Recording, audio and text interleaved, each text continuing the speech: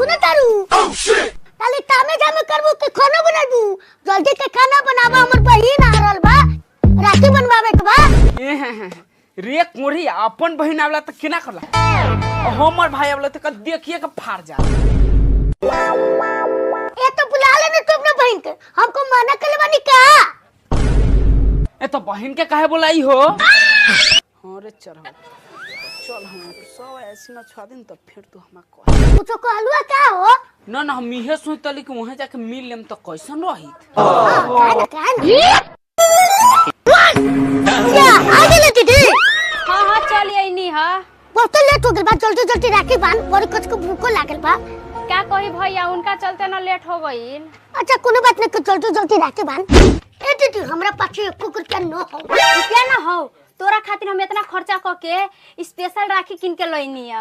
तू कहत बारे रुपया ना बा आई ये एक्सपेक्ट रख लो आ ये राखी पागल पैसा मांगे ऐसे बढ़िया राखी तोरा कहां मिली।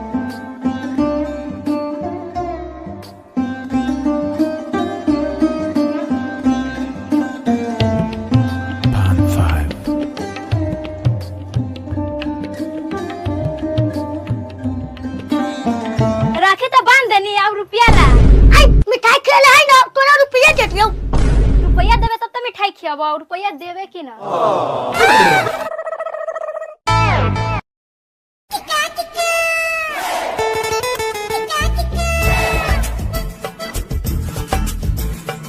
ना बोहिला कैसे पैसा निकल जाला कुड़िया से जब हम मांगले तो कुड़िया के गाड़े में छिरमासु खड़ ए भौजी एना किया बाजै छियै ये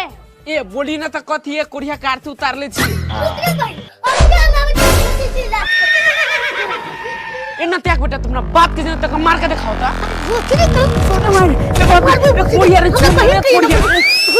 कुड़िया मार जितना मारे के बा अपना भाई से कह के तोर गान न फरबा दिल ना तो हमहु एक बाप के बेटी ना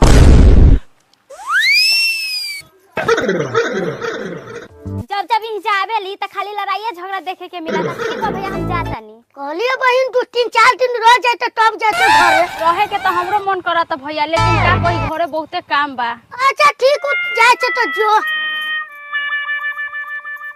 खाली बहिने में लागल हमरो नैहर जाए के बा भाई के राखी बांधे तो जो माना कौन कहले हो ऐसा ही चल जाई हमरा खातिर स्कॉर्पियो बुक के लाइन तबे ना जाए ए हमर दिल के तू करा तोरा ले स्कॉर्पियो ना तोरा ले BMW बुक कर लेवानी चलो तोरा के BMW के ले जाई अब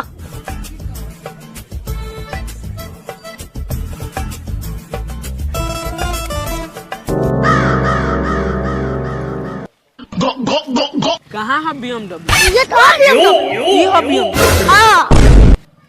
चल कुड़िया चल वहां तो तोहर हिसाब होबे तू बोलुआ का कहां किछो बोली ह चली आ चलो चलो सुनी ना हमारा भाई खातिर राखिया मिठाई लेबे के बा